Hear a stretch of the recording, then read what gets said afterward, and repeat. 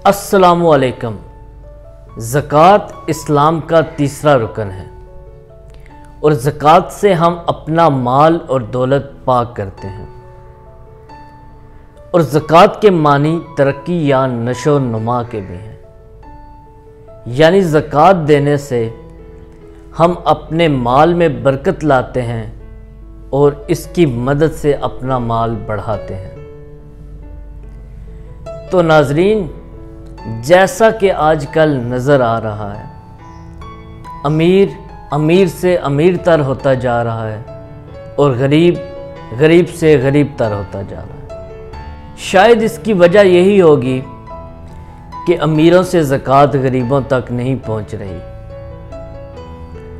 क्योंकि अगर एक शख्स के पास 7.5 तोले सोना या इससे ज़्यादा मालियत का सामान हो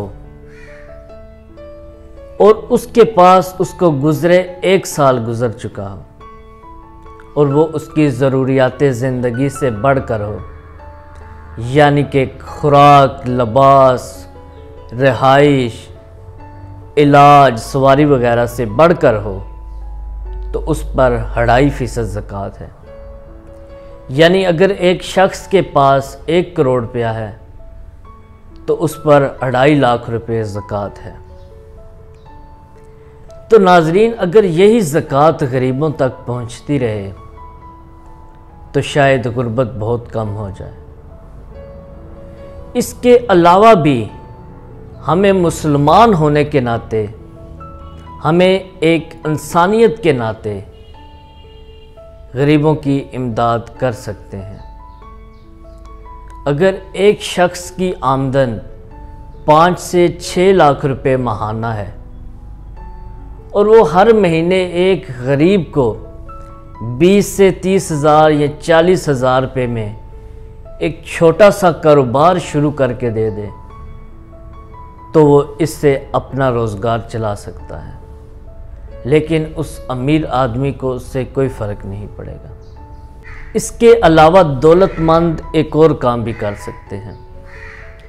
अगर वो अपनी दौलत बैंकों में जमा करवाने के बजाय कारोबार में लगाएं, अपने इलाके में ही, अपने गांव में कोई ऐसा कारोबार शुरू करें जिससे गरीबों को रोज़गार मिले, और इसके ज़रिए वो अमीरों को भी बहुत कमा कर देंगे और अपना रोज़गार भी चलाएंगे।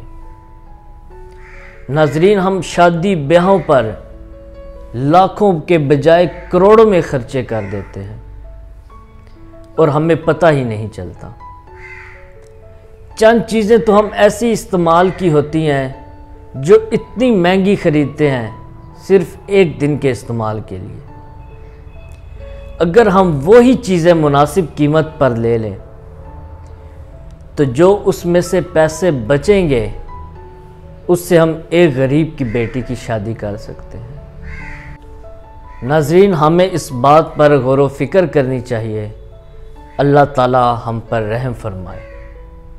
मज़ीद आने वाली वीडियो तक के लिए आपसे इजाज़त चाहूँगा। अल्लाह नेकबान।